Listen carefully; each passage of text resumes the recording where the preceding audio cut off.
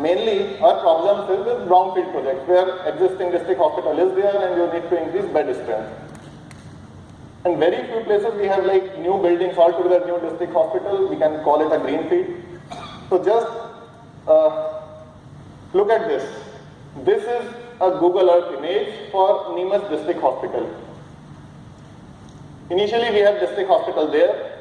This is a district hospital, Neemuch. It's a district in Madhya Pradesh. This you can see is in old hospital there's a maternity wing, classical maternity wing, and there is a general ward where medicine, surgery, pediatrics and all other specialties are there. This is a road in front of it. And we got fund in 2012 to have a new, because it was having a 60-bedded maternity.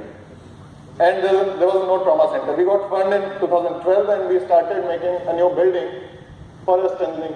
So we get this across the road. This is a new building. This came up pretty well. So we have added 30 maternity beds with labor room and a new trauma center. So now there's another maternity.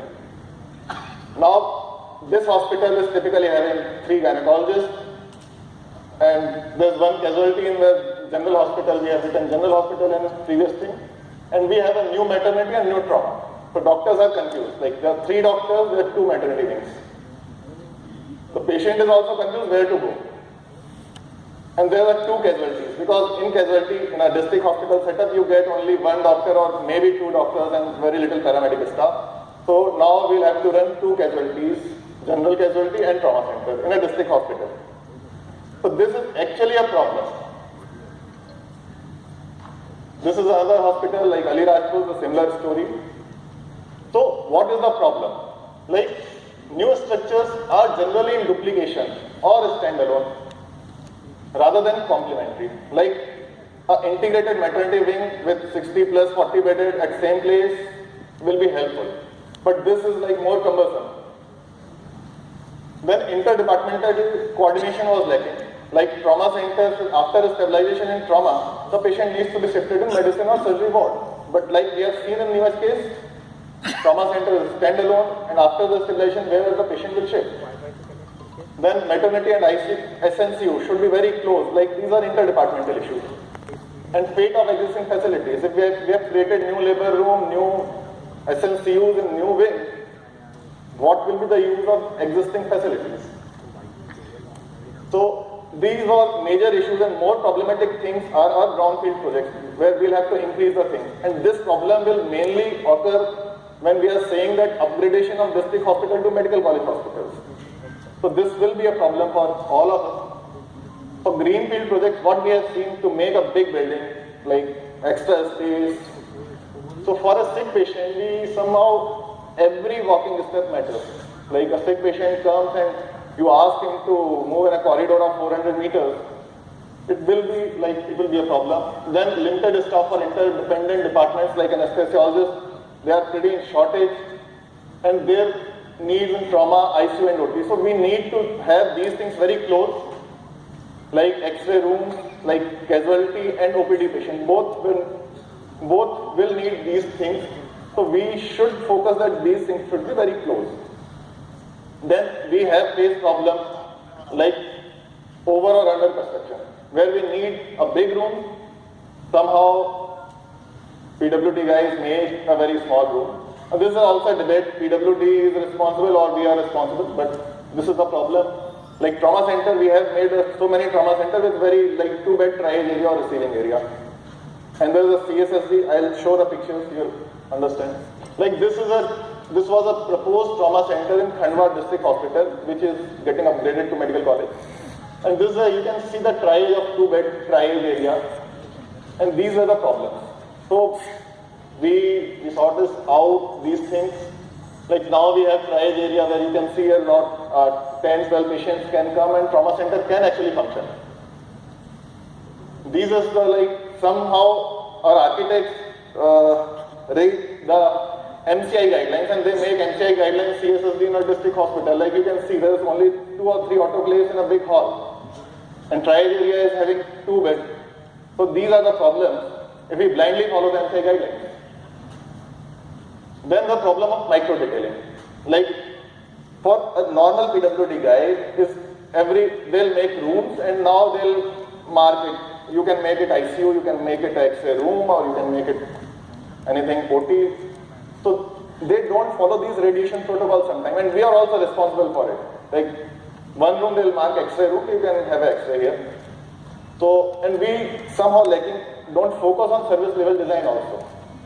Plumbing, electricity, and all these things are having an impact on quality, because if you have a chamber in OT, drainage chamber in operation theatre, no matter how sterilization protocol you will follow, but you will not be able to have an infection-free OT. Natural light and ventilation, I have told this is more about district hospital, so you can't expect aims like total artificial ventilation and artificial lighting all the time. Like this is the problem when you do not go into detailing. There's like one operation theatre with the plumbing issues, and there's a drainage chamber and that OT. These are some, if you don't know, you ask only some doctors what you need in an operation theatre. They will say, I need more like something to store, something. So like these are the operation theatre where you have a lot to store, places lot to store everything, but you can't make it infection free. And these are the problems almost, I think, in every state, because we focus when you are opening up an institution, you focus a lot on these things. But in a district hospital setup, you sometimes neglect these things. So what was our approach? First approach was sensitization within the department. Because first we need to sensitize ourselves that something is wrong. So for this sensitization, NSHRC helped us, they did a workshop.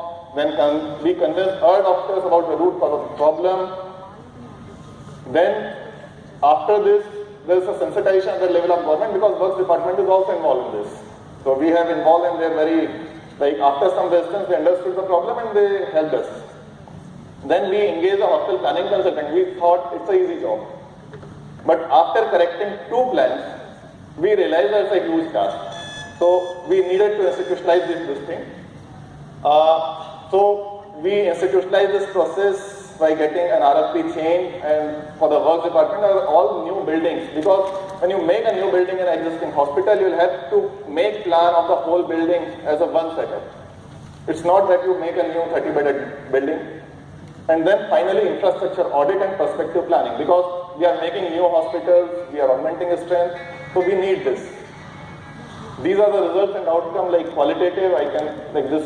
We have started 1.5 years ago.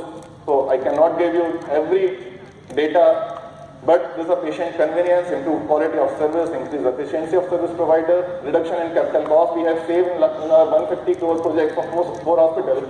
We have saved 19 crore, that's a saving of 12.361%. But this is not it, because if you make a very huge building, very large corridors, unnecessarily, I'm not saying that we don't need these spaces, but if you are making them unnecessarily, then it's operational cost and cost in upkeep. Like this is just 3 examples. Like this was a labor complex, and everybody knows that near labor complex, the same gynecologist may have to operate on like cesarean section. So we needed OT complex near it, but in our previous design, this is a labor complex and OT was on first floor. This is some random spaces here, some stores. So we made it like labor complex is very near to OT now. So this is some other things. Like this is a Chinwada hospital upgraded to a medical college. You can see a 400-meter long corridor if one wants to go to another place. And just to save this small building like in between. So we have sacrificed one building, it's an old structure. Now we have this, so a patient can go at any place with 100-meter distance, traveling only 100-meter distance with her. So this is a beginning, just not an end, it's a continuous process. And I have told that prophylaxis is better than cure. So we are correcting our buildings. So it involves an extra cost and projects are getting delayed, because most of our buildings are already set. So my request is that we should focus more on planning, because it's very like the funds get released and there's a pressure to start the project.